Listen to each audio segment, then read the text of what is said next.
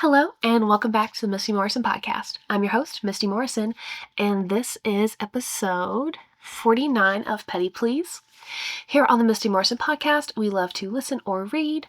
We love to hear all the stories of the pettiness, the entitlement, the drama, the tea, and be grateful that that is not our story. Before we get into our stories for the day, our usual housekeeping, whether you are new or returning, please remember to engage with the content to help the channel grow. Whether you are listening on podcast, long form on YouTube, shorts on YouTube, TikTok, Reels on Instagram or Facebook, please rate, review, like, subscribe, share it with a friend, and comment with your thoughts on the stories. Everything can help grow the dream. Long form is posted Tuesdays and Thursdays, 6 a.m. All short form goes live 3 times a day. Okay, on to story number 1 is coming to us from r/petty revenge. Boss always found an error with my monthly reports and cover letters, so I used her old ones and watched her rip them apart. I was telling the story the other night, and I was told to post it here. This takes place 19 years ago when I worked for State Street Bank for one of the worst human beings ever, Paula. Real places and names, so I do not care. If you live in Boston and are looking to work at this place, skip it. It's a horrible place to work. Anyways, on to the story. Comes as a cautionary tale. I had just started working for Paula. The team was a mini project team tackling complex financial operation problems with high SVP visibility. That's how it was sold to me. In reality, it was a mushroom farm with Paula keeping you in the dark and feeding you shit. All I did was compile reports and gather data from people who were terrified of my team. Needless to say, I was bait and switched and was looking to get out shortly after I got there. She had a habit of always criticizing your work to hell with the stupidest things.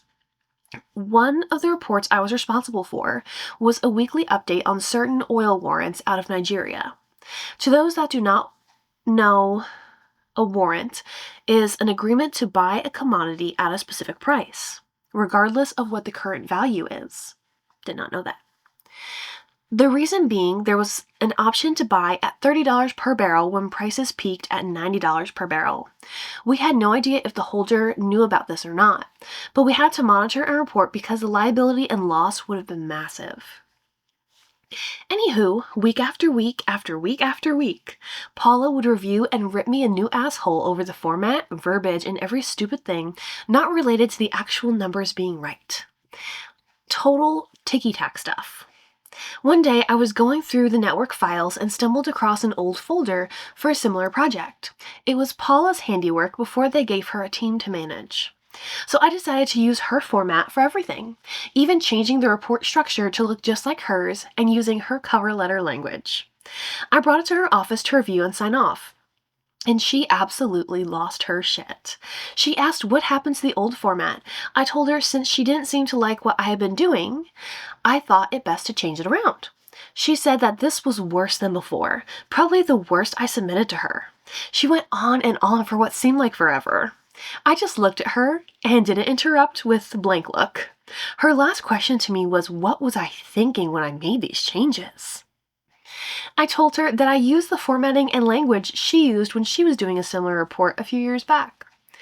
That I found the folder online and used her past work verbatim, just with the numbers and relevant information changed. I gave her printouts of her reports and letters to compare. You went there. She just looked at me and had this dumbstruck look on her face. I asked if this was bad. Should I go back to my format then? She just signed off on the reports and said to send them as is.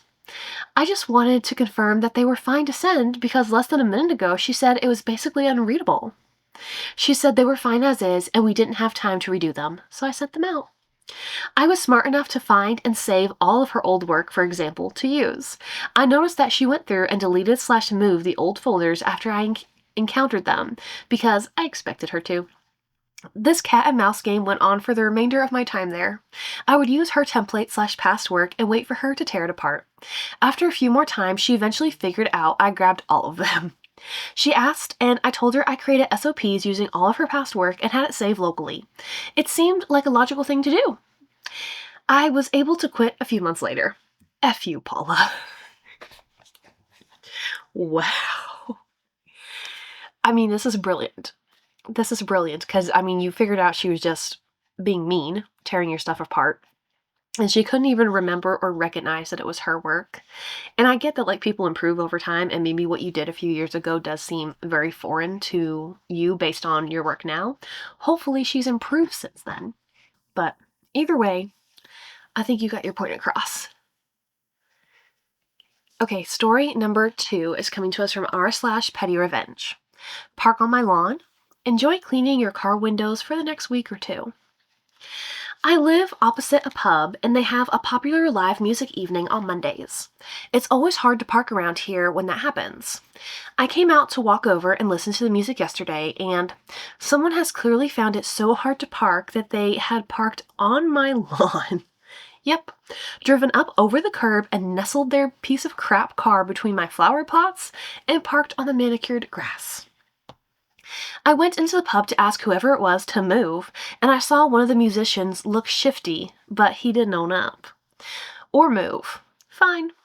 I went into the house and got a pen, some Post-its, some extra sticky duct tape, and a bright red, cheap, extra stay lipstick. I wrote, "Do not park here" in bright red lipstick on every single window, including the little side ones at the back. Then I wrote "No parking" on 4 or 5 of the Post-its and stuck them to the front and back windscreens with a ludicrous amount of duct tape. About 2 feet per Post-it. I knew full well that whoever had parked there was probably watching me through the pub window. I hope they also enjoyed their drive of shame home, scraping the duct tape glue off the glass and working out the rock-hard set lipstick. Then I went to bed. In the morning, the car was gone, and this afternoon, I dug a new wooden post into the gap they had driven, so it can't happen again. Edit, I'm in Oxfordshire, England, so you cannot call a tow truck here. It's called duct tape here. Editing again because no one believes it's duct tape. So, duct tape, D-U-C-K, not D-U-C-T. It's been called duct tape here in the UK for more than a century. The term duct tape, with a T, came much later, probably because people misheard the phrase duct tape. Linguistics is a fascinating subject, and they link to a Wikipedia article about duct tape, with a T. To quote, duct tape, CK, is recorded in the Oxford English Dictionary as having been in use since 1899, and duct tape, T, described as perhaps an alteration of earlier duct tape, CK, since 1965. Editing again because you all are obsessed with the duck thing. Click here for the funniest British sketch on YouTube. It's all about ducks. Then, duct tape has been called duct tape, CK, since the 1800s. At some point in the 1960s, some people started calling it duct tape, with a T. Who knows why? Maybe they hated ducks. Lastly, yes, I'm aware there's a brand called duct tape, CK, that has only been made since 1980. So it was called duct tape, CK, for nearly a century before there was a brand called duct tape. That was a lot about duct tape. That went so far south. I've lost the plot. Okay, back to where they said they're in Oxfordshire, England. And they said, cannot call a tow truck here. And I'm just so hung up on that part. Because why not? I don't understand. I imagine you can call a tow truck if your vehicle is broken down, but why can you not just privately call a tow truck to come get a vehicle off property where it doesn't belong? I don't understand. Someone tell me in the comments why in England you can't call a tow truck. I need to know. But this was great revenge. The first comment on here says Vaseline smeared on windows and door handles.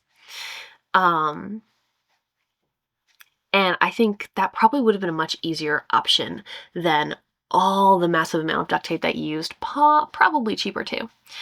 But yeah, with the Vaseline, it's gross and it's inconvenient for them.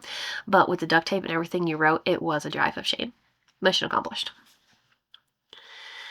Okay, story number that explains why there was a picture of duct tape attached to the title of this post. Story number 3 is coming to us from r/malicious compliance. Boss said I can't just disappear from my desk, so now I send him a message every time I leave. We had a team meeting where my boss said people are just getting up and disappearing without telling anyone, and it's unprofessional. So now I message him on Teams every single time. Stepping away for restroom, going to grab coffee, printer run. I don't wait for a response, I just let him know. Last week, I sent him 9 messages in one day. On Friday, he replied, "You don't need to tell me every time you move." And I said, "Just wanted to make sure I'm being professional like you asked." He hasn't brought it up since. A true story of be careful what you ask for. You wanted to know. They let you know. Story number 4 is coming to us from r/malicious compliance. What list? So many years back, I was buyer and material controller for a company that produced very specialized tech. As happens with such companies, we were bought by a larger company in our field and merged with another similar company the big guys had bought the year before. Much drama there, but not this drama. It finally came time for our production department in our own building to be closed, and everything moved to the big company's facility. The entirety of our stocks and equipment was cherry-picked for what Big Co wanted transferred, and the rest was written off. Stock was transferred, signed out from our shop floor, and counted into theirs. But when it came to the giant pile of written-off assets, test gear, and other tooling, I was told specifically not to bother listing any of it, and they would sort everything at their facility, scrap what they didn't want, and keep any tool or test kit that passed their higher standards. So I didn't, and then the queries rolled in. When all the test gear came down, did they take that multimeter? No idea. Did the screwdriver set come here? Can't give you any helpful info, sorry. What happened to the racking? And the only truthful answer I could give was that when the transport came to collect the reject pile, the guys took everything that was still on the shop floor, and as I had been specifically instructed to no longer track or control the movement of any of that expensive gear, I hadn't. I had specifically not noticed if any staff or engineers dropped by to see the sad end of our production floor, and I made a point to not see them walking off with anything. That is literally what they said. And they said, "Don't count it, we have written it off." I could understand where people thought it was fair game. You said, "Don't count it, we don't care what happens to it, it's written off." That is what that sounds like. So, I don't blame you. Story number 5 is coming to us from r/malicious compliance. A stupid policy was formed as an overcorrection. I was written up for enforcing it. A few years back, I was a team lead in a call center for a bank. I just came back from a bike ride. I'm really short of breath. A few years back, I was a team lead in a call center for a bank. Our building was secure, but policy required any personal information for ourselves or customers be locked up, along with the obvious things like passwords anytime we weren't at our desks. A separate compliance group would do random desk checks periodically, and violations will result in a write-up for the individual, which also rolled up to leadership. Us team leads were responsible for completing the checks and were frustrated despite our being the ones responsible for the nightly desk checks. One of my peers had the suggestion that no personal information, including photos, knickknacks, that sort of thing, should be allowed out, except for the small shelf everyone had in their cubicle. The person making the suggestion was a friend and was one of the closers who had to do these checks on a regular basis. I was not and only had to do these on weekends. I said something to the effect of, "That's the dumbest effing thing I've ever heard. That's an overcorrection and no one is going to follow the policy, and it's just making our jobs more difficult." I was written up the next day by my boss, who wasn't there, as her boss was part of that discussion and wanted me disciplined. I observed nearly no one outside of my team was complying by their ridiculous policy. That Saturday, when it was my turn for desk checks, I wrote a detailed breakdown of every single violation. There were dozens. I kept my feelings on the policy out and stuck to the facts. Monday, I was put on a formal warning. That manager wondered why everyone hated her, wasn't sad when she left, or empathized when she was laid off. Oh. Yeah. I mean, if there's a policy for no personal items to be out. Like, I heard about that recently where you're not allowed to have any, for like client-facing roles, you're not allowed to have anything visible that's personal where clients can see it. You're allowed one picture on your desk that's facing you. That's it. And I mean, if that's the policy, you just followed the policy. Let's see.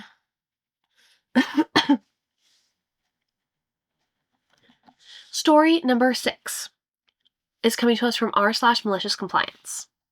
Eliminate history? Okay, sure. I worked for a few years at a branch of JP Morgan in Toronto. It was a total shit show because it was clear our division was going down the drain and would be sold off.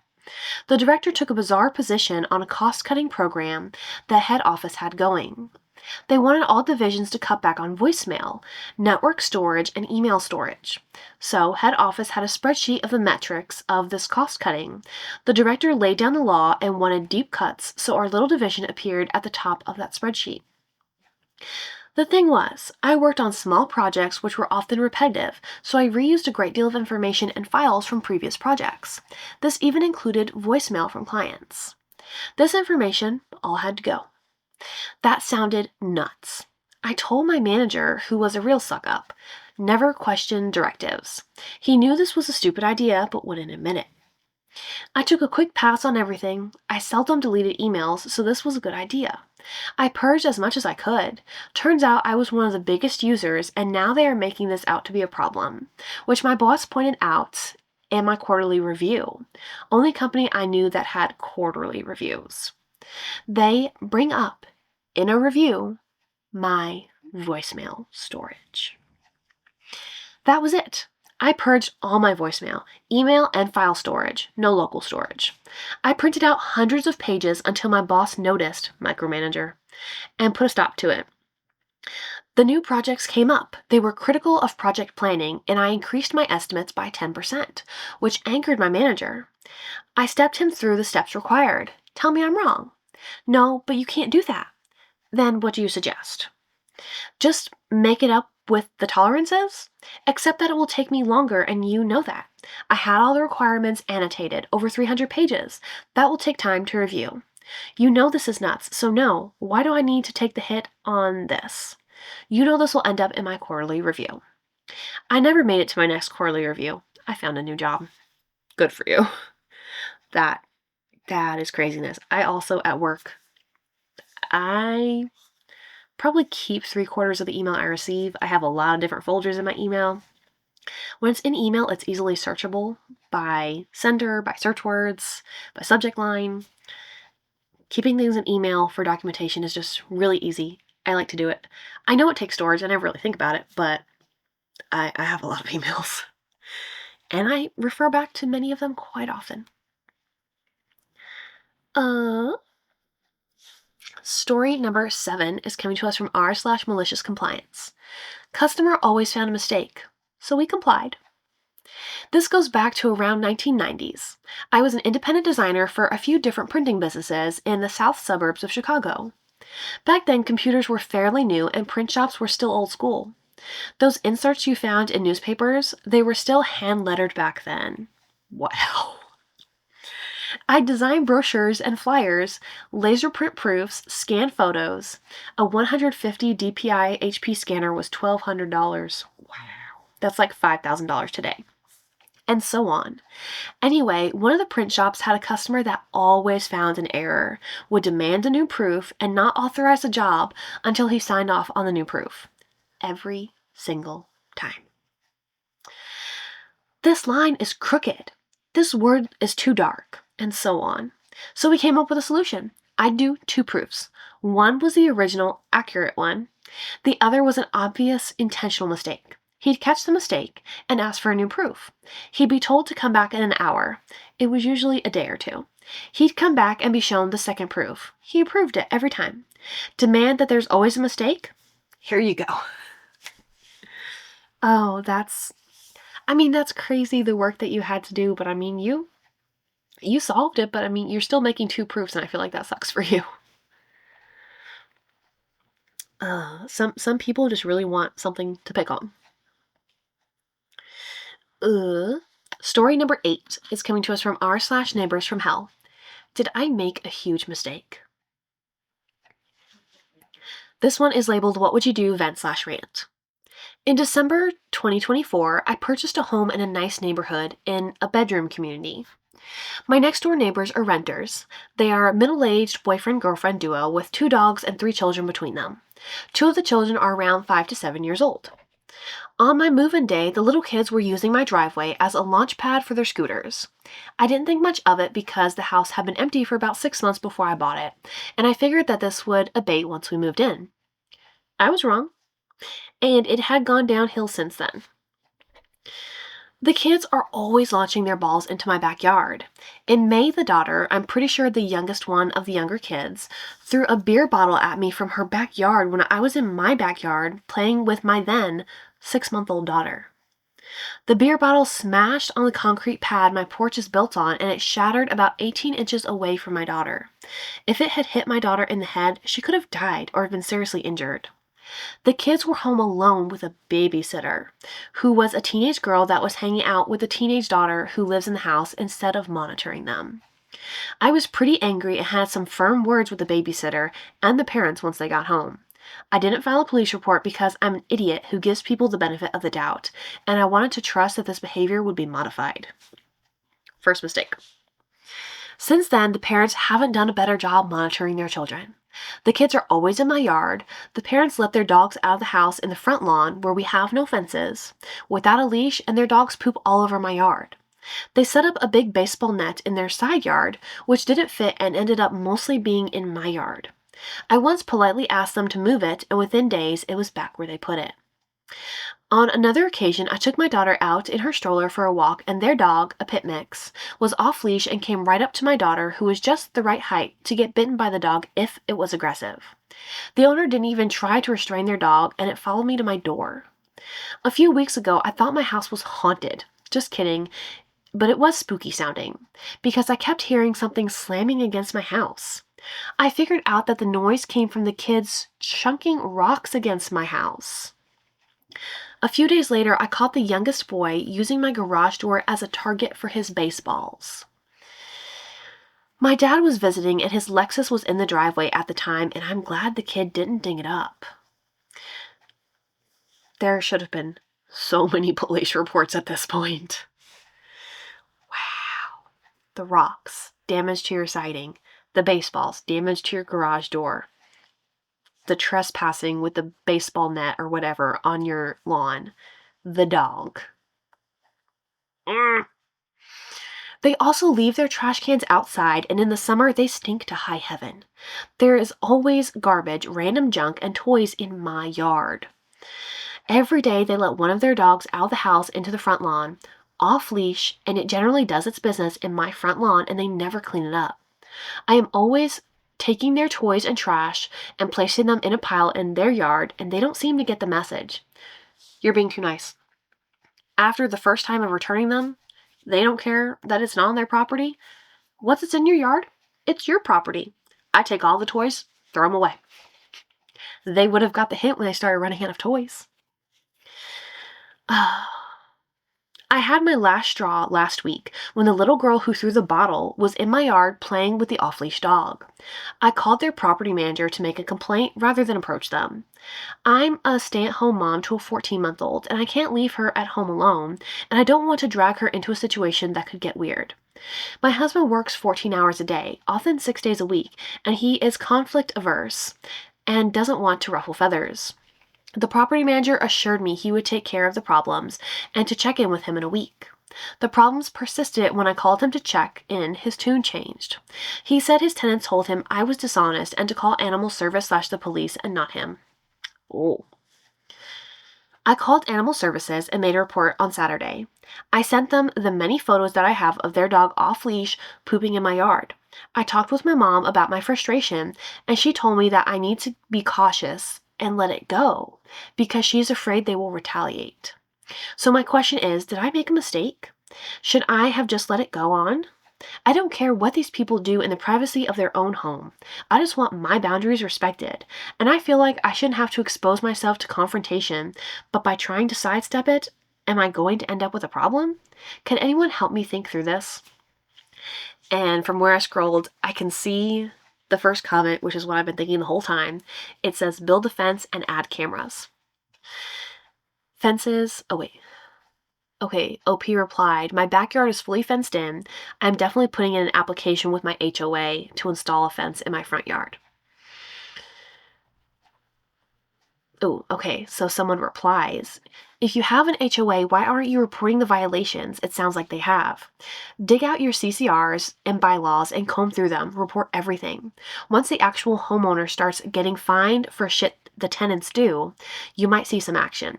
Unless you have one of those non-invasive HOAs. Put up cameras and document everything too. Keep the recordings and pick up the dog shit and go put it on their front porch every time. Sometimes you gotta be an asshole to get the assholes to see their own assholery. OP replied, I have been so busy with the first year of being a mom, sleeplessness, exhaustion, that I didn't have the energy to do it. I wanted to solve the problem internally and give the property manager time and opportunity to mediate without having to drag a bunch of bureaucratic paperwork into it. I'm going to start making HOA complaints. You need to start making police reports. Yes, do it all. You shouldn't have, if you want a fence, fine. You should not have to fence your front yard because someone else can't respect boundaries. You shouldn't have to because it's a great deal of cost.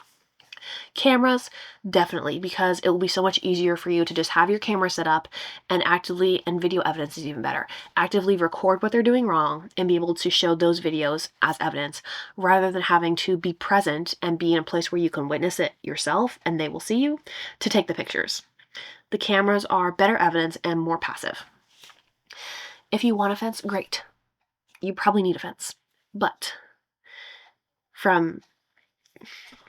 if an adult had thrown that beer bottle, it would have been considered assault.